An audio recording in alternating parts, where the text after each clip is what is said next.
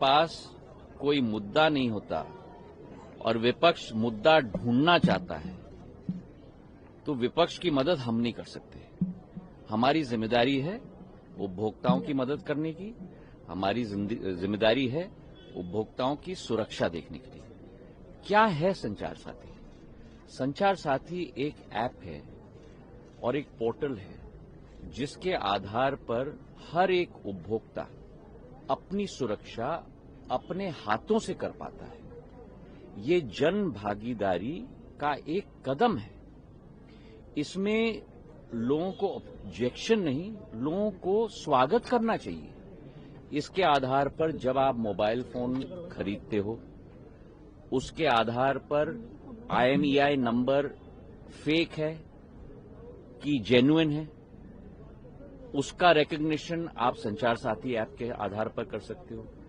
आज तक संचार साथी पोर्टल के 20 करोड़ डाउनलोड हुए, ऐप के 1.5 करोड़ से ज्यादा डाउनलोड हुए। और ये सफल क्यों है? ये सफल इसलिए है क्योंकि देश का हर नागरिक इस अभियान का साथी बनना चाहता है कि वो स्वयं जन भागीदारी के आधार पर अपनी सुरक्षा नियमित रूप से कर पाए। एक मिनट।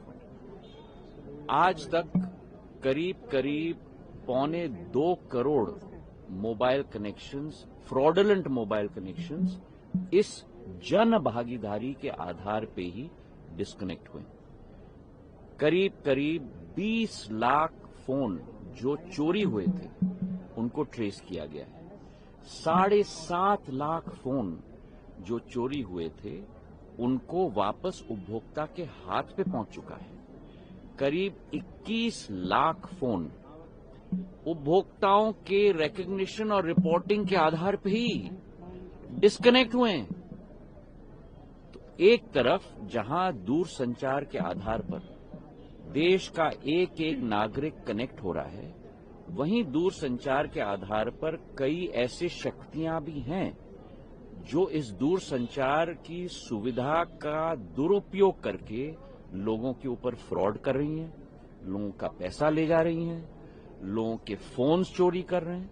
और उसकी सुरक्षा में जनता की भागीदारी हो, इसके आधार पर संचार साथी ऐप का नियम हमने बनाया है। अब एक मिनट, इसके आधार पर ना कोई स्नूपिंग है, ना कोई कॉल मॉनिटरिंग है।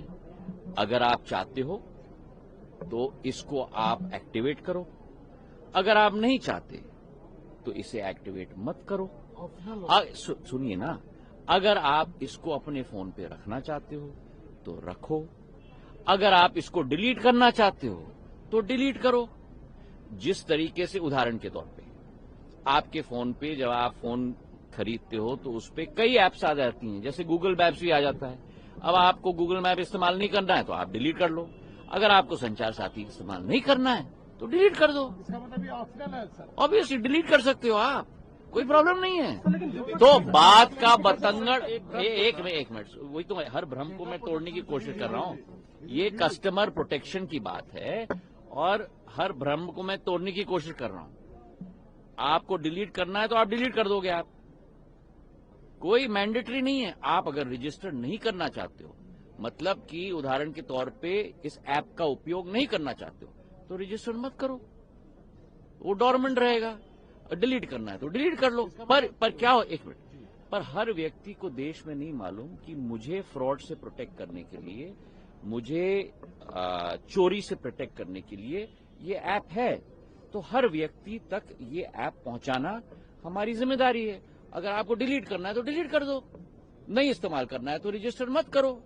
जब आप रजिस्टर करोगे तभी तो एक्टिव होगा, रजिस्टर नहीं करोगे तो इनएक्टिव होगा। इसका मतलब संचार साथी ऐप हम डिलीट कर सकते हैं अपने फोन में? बिल्कुल डिलीट कर सकते हो आप। सिर्फ इनबिल्ट ऑप्शन है, उसे आप डिलीट कर। आप उसको जिस तरीके से अपने फोन पे दूसरे ऐप को दबाओगे और कहोगे डिलीट, वैसे इसको भी दबा सकते हो और कह सकते हो डिलीट।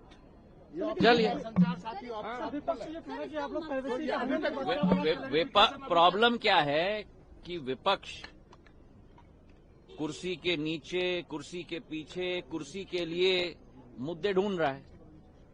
अब सभी भ्रमों को दूर करना सरकार की जिम्मेदारी है और सारे मुद्दे मैंने आपके समक्ष रख दिए कि आज तक पिछले 2 वर्षों में संचार साथी पोर्टल और संचार साथी ऐप के आधार पर कितनी सुविधा जनता को मिली है, कितना पैसा जनता का बचा है। और ये भी आंकड़े आपके सामने रख दूं, एक साल में 2024 में अकेले हमारे देश के अंदर 22,800 करोड़ रुपए के फ्रॉड हुए हैं।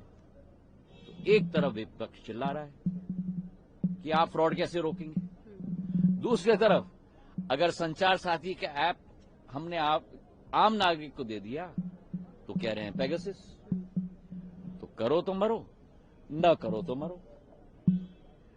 तो जो लोग सत्य नहीं देखना चाहते हैं उन लोगों को हम सत्य नहीं दिखा सकते। जो लोग सुविधा इस्तेमाल करना चाहते हैं वो करें, जो नहीं करना चाहते हैं और डिलीट करना चाहते हैं वो डिलीट करें। प्रॉब्लम क्या है? Thank you.